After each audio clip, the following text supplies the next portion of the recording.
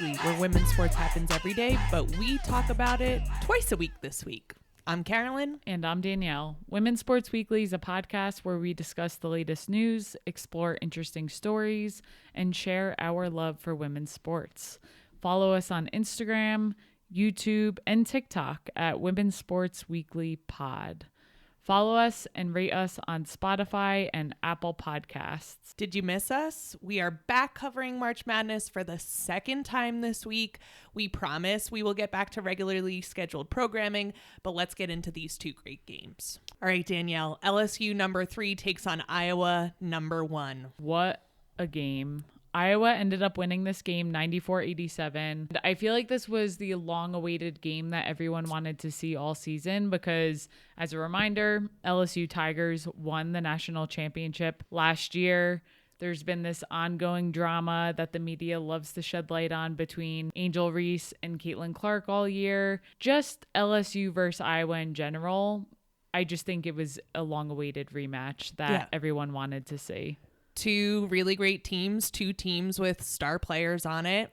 It was a movie. It really was. We have been a little skeptical of Iowa all year, and they just keep proving us wrong. And here they are. They were given the hardest region for the NCAA tournament. Yep. Not in a million years did I think they were going to be headed to the Final Four 2 years in a row after they lost their center, Monica Cesano, last year. I didn't believe it could happen again, and here we are. I have been, frankly, rude to Iowa all year. You have.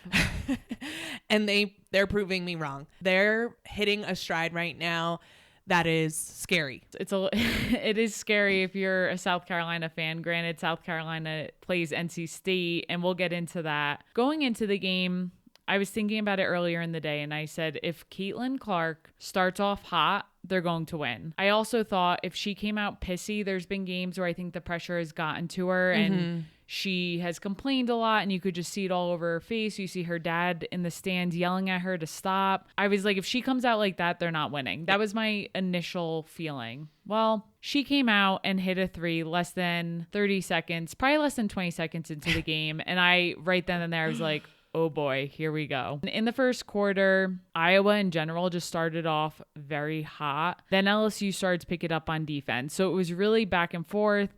Iowa was turning over the ball. I honestly did not have a preference who won this game. I enjoy watching both teams. Either team in the Final Four would have been amazing to see.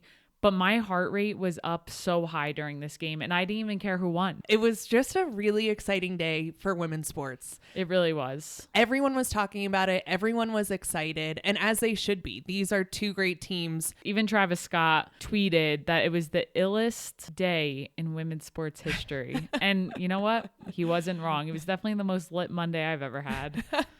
So LSU then goes on a run and is up 31-26. And then before you know it, it's halftime and it is 45-45. So good.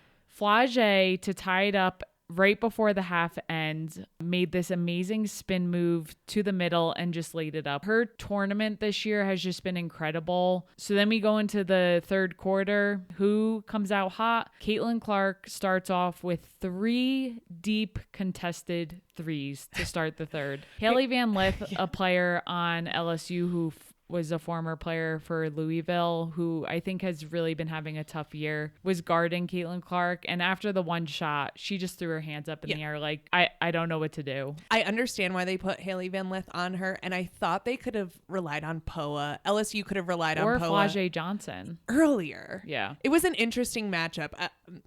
I feel bad for Haley Van Lith because I feel like it's been a rough season for her. She just has not seemed like herself this year. So outside of Caitlin playing great, Hannah Stolke was actually out most of the third quarter. Hannah Stolke is the starting center for Iowa, and she had 3 fouls. But other Iowa players just stepped up. And Kate Martin had 21 points. So I think even Kim Mulkey said it after the game. Okay, if you're going to give up 41 points, which is what Caitlin Clark finished with, that's one thing. You expect your the other best player to score. But when you're letting other players who don't typically score that much or score that you know you can defend. Yeah. And Kate Martin has had a great year. I'm not taking away anything from her, but from LSU's perspective, they have to stop players like Kate Martin if you're going to give up 41 for Clark. Yep. So Caitlin Clark finished with 41 points, 7 rebounds, 12 assists, and of those 41 points, she had 9 3-pointers. It's just insane. The stat line, it almost seems fake. Flau'jae Johnson led the Tigers with 23 points. Michaela Williams had 18 points and Angel Reese with 17. So they also had a stacked stat line. And as I mentioned, the score was 94-87. That is a high scoring game. There are so many players that I like on LSU and love to watch. And I mentioned this in that last episode. And I feel like they don't get enough credit. And also I feel like they get this weird hate for some reason. And Angel Reese talked about it a little bit after the game. And I have my feelings on why they get hate. And I think it is steeped in racism and rooted in racism. When we think about Angel Reese, she's a current senior. She has a COVID year. We don't know if she'll be back. To date, she has 2,145 career points, 1,400 career rebounds, and 141 blocks. I don't know if I would come back if I were her. She will do great wherever she goes. I just feel like she gets this hate. I would not want to be in her DMs. No. To see what was there. Last night in the press conference after the game, she was visibly upset, and it was clearly not just about the game. And Flau'jae Johnson, her teammate, was sticking up for her in those moments as well. Angel Reese has held her head high this whole season. Yeah, she's a trash talker. Yes, she's going to make it known she's a trash talker. But at the end of the day, she is a college student. Yep. She does not deserve whatever hate people are throwing at her. Caitlin Clark is a trash talker. They might do it in different ways, but why do people in society throw so much hate towards Angel Reese? Yeah. She talked about getting death threats this year. She talked about being sexualized. She has dealt with so much, and yet she comes in and day out and has an incredible game or an incredible season. And she doubles down, which I appreciate. She says, I'm going to be me regardless. I think the LSU players do such a great job of being authentically themselves, and it really just pisses people off. And I think it's part of this larger change that is happening that I think is really cool. As a millennial, I feel like most of my life was spent trying to make my parents proud of me. Mm-hmm. And I feel like this Gen Z doesn't have that. And instead of saying that's so cool that they get to live their life authentically them and be multidimensional people, we tear them down. And it makes me so upset that Flau'jae has to go up there and defend her teammate. It just made me feel all type of ways. If you are a person who says, I don't like LSU, I don't know what it is about them, but I don't like LSU, I really hope that you can begin to examine what that is about. I don't want to be the old person who looks at young people and says, they're doing things differently and that's not right. I want to be the older person who says to the younger women, we wish we could have done that. Mm-hmm. We wish we could have been authentically ourselves and showed up exactly as we were every day. And they get the opportunity to do that. And instead of tearing them down, can we lift them up and be like, yes, we would have loved to have this opportunity to do that. It's interesting because all this hate came from last year at the end of the national championship game. Angel Reese did the "you can't see me." Yep. Pointed to her hand to Caitlin Clark and was pointing to her hand saying a ring is coming. Yep. Did she follow Caitlin Clark a little bit around the court? Yes. My question is, why was that so upsetting to people? Yes.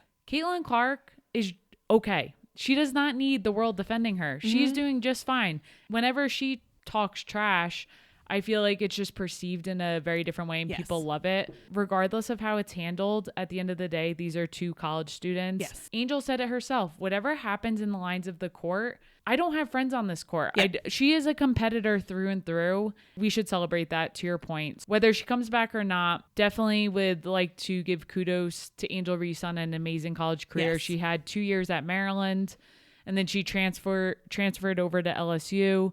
I feel like last year she blew up. and then continued to be in the spotlight this whole year. I love her nickname, the Bayou Barbie. Yeah. And she plays into that. She, like I said, she owns the trash talking. She took her crown, like she's seen wearing a crown in a lot of pictures. And before the game yesterday, she took that crown and put it on their bench as Iowa was warming up. Yes. Just so they could see it there. There's no harm in that. You want to get into the other team's head? I mean, it's all part of the game. Holly Rowe, who is a commentator, she said before the game, before Iowa and LSU went head to head, she said, these are two teams filled with fiery young women. And I love that she said that, because when they step on the court, there's one goal in mind. And it's the same for Caitlin Clark. It's the same for Angel Reese. It's the same for every player on Iowa, the same for every player on LSU. I'm here to win, and I'm here to be exactly me. Let them be exactly who they are, because that is all we like. If we're going to talk about a big picture, when I interact with people, I just want them to be exactly who they are, because I want to show up somewhere and be exactly who I am. I just love Holly Rowe and how she defends these women and says there's no difference. These are two fiery teams filled with fiery women. Let's celebrate that. And if that makes you uncomfortable, I'm sorry, that's your problem that you need to re-examine. And please don't comment negative things or slide into their DMs with grossness. Yeah, really bad. And Flau'jae Johnson, it was really cool just to see her sticking up for Angel Reese. Yes. She has had an incredible tournament in her own right. As part of the NCAA tournament, she averaged 20.5 points per game in the tournament this year. She played great defense throughout the tournament. Oh, that one She block. would come up and make crazy blocks. Yeah. She's just so athletic and so smooth with the ball. And I keep saying it, but the difference between last year, which I already thought she was an amazing player last year, to this year, watch out, because Flau'jae Johnson is not going anywhere and she's only going to get better. And she's emerging as a leader now. She's waking up at 5 a.m. She does multiple workouts throughout the day. She's also a rapper who has scored some deals this year, and she's a student on top of that. I do not know how she gets it all done in a day. So congratulations to Iowa. I'm saying it. We will see them in Cleveland. Congratulations to LSU on a great year. Let's move on to UConn number 3 and USC number 1. UConn over USC 80-73. Another team I did not expect to win was UConn. Not because I don't think UConn is a great team, not because I don't think they have an amazing coach, mostly because they only have 8 players active on their roster. And for the most part, Gino only plays 6 of those players. USC is stacked. They're big. They have more players on their roster that are available right now. They haven't had the same injuries UConn had. This tournament has been crazy. JuJu Watkins up against Paige Bueckers. Great matchup. Another movie. Yeah. It's like we wrote this up. It's very cool. Yes. Yesterday was April Fool's Day, and I really thought I was being just pranked by these wins, because 2 teams I did not have in my Final Four. USC was up 17-15 after the first quarter, and once again at halftime we have a tie game, 33-33. At the half, JuJu had 15 points and Paige had 13 points. So they were already off to this great matchup that everyone wanted to see. In last night's game, JuJu Watkins, who is a freshman, incredible freshman, best freshman out there, she broke the NCAA all-time freshman scoring record last night and ended her season with 920 points. So no other Division I freshman has ever scored as many points as that. Unfortunately, they lost, and she was very upset after the game. I'm totally projecting, but I was like, I bet she wanted to do it for her vets on the team, to play with that team. It seems like they have really good chemistry. If you're looking for your next Caitlin Clark, because Caitlin Clark's going to the WNBA, and I hope you continue to watch her there, JuJu's your girl. She is so good, so athletic. The way she moves, the way she handles, go be a JuJu Watkins fan. The way she can change speed and direction, and just the way she handles the ball and can shoot and just command a game is something amazing to witness. She's going off the wrong foot sometimes and still making it look athletic, and it's still going in. Happy for UConn, because there's so many teams that I love, and I said it before last night. Monday night could have been the Final Four, and that would have been a sick Final Four. And these teams were still competing for the Final Four, which is just insane. So Aaliyah Edwards from UConn, she is their center. She also had a great night last night, reached 1,000 career rebounds. So for her career, she has 1,000 career rebounds and 1,000 points. She's another senior who has not declared if she'll come back next year or go to the WNBA. She has her COVID year, so interested to see what she will do, but obviously they still have unfinished business here. Paige Bueckers from UConn, who was player of the year as a freshman, got injured the past 2 years, and this year was just really trying to find her groove again and get back to it, and finished with 28 points, 10 rebounds, 6 assists, and then Aaliyah Edwards had 24 points. On the other hand, JuJu Watkins finished with 29 points and 10 rebounds. So that matchup really lived up to the hype. And Mackenzie Forbes from USC also had 24 points. Close game, 80-73. UConn just came out on top, and obviously I've talked about my dad loving UConn. He's so fired up right now. He was like, that game was won on coaching. And again, I'm going to question their stamina in the long run, but I'm excited to watch the Paige Bueckers Caitlin Clark matchup. It's going to be great. I think this is probably the matchup some people didn't know they were missing, because if those weren't following Paige Bueckers throughout her career and don't remember her as a freshman, she is scary good. So this matchup is going to be amazing. So our final four is NC State and South Carolina. They'll play in the first game. Then we'll have Iowa versus UConn, and then we'll go into the final with those two winners. And this is happening on Friday, April 5th. Yes, those So two games. Make sure your calendars are blocked. Do not make any plans on Friday night. You'd be crazy to miss out on these games. Do you have any updates to your final predictions? Who do you think is going to be in the final? My original bracket had 3 Pac-12 teams in the Final Four. Pac-12, man. None of those teams are in the Final Four.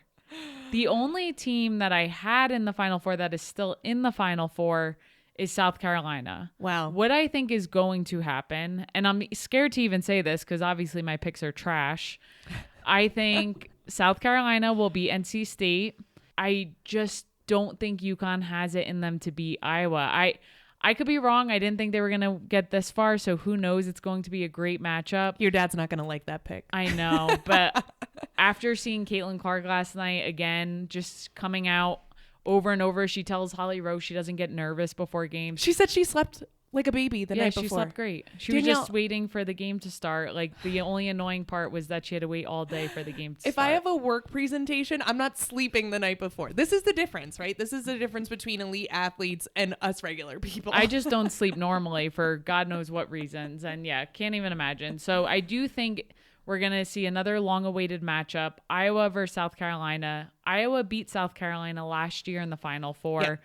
So if they both make the national championship, it's South Carolina's chance to get revenge on them. Yes. And Iowa's trying to get revenge on, they lost in the national championship game last year. So this is really going to be a battle. That is my prediction. I still have Gamecocks coming out on top in my heart. We will see. I'm so excited to go to the Final Four. It's going to be an epic weekend. And the national championship is played on Sunday, April 7th. So another date to block, because you would be absolutely crazy to miss this game and the Final Four games.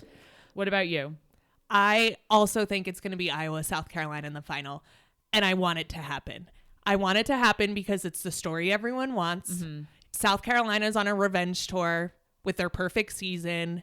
And then I feel like it's like South Carolina's revenge tour versus America's sweetheart in Iowa. I want to see it. And I want to see South Carolina win because I think they're such a special team. Either way, it's a great matchup. And I want to see that matchup come Sunday night. I also am going to put a plug out there. Iowa has enough fans and enough people in love with them. Fall in love with the Gamecocks. Fall in love with Dawn Staley. Fall in love with Tahina Pow. Their whole team you could find people to fall in love with. It's so true. I enjoy watching every player on that team so much. It's hard not to love that team. But people just, they don't watch them enough because they just think, oh, they're going to win. They're going to blow over that team. Why would I even watch? They're a special team. I can't wait for this weekend. We are headed to Cleveland. We are going to give you all the coverage when we return. So we're going to wrap up here today. We will be back in your feed next week for another episode of Women's Sports Weekly. However, we are going to be a little late, and this kills me because I love to release on Tuesdays. But we want to make sure that we give you proper coverage of what happened in Cleveland. So our episode will be dropping late, and then we will be getting back to our regularly scheduled programming. We're not just going to be covering basketball. We will get back to all the other women's sports. Please stick around. Let us know your thoughts. In the meantime, watch women's sports, rate and subscribe to the pod on Spotify, Apple, and YouTube. Share the podcast with your friends and keep sending us topics you want to cover on Instagram at Women's Sports Weekly Pod. Thanks so much for joining us. We'll see you soon.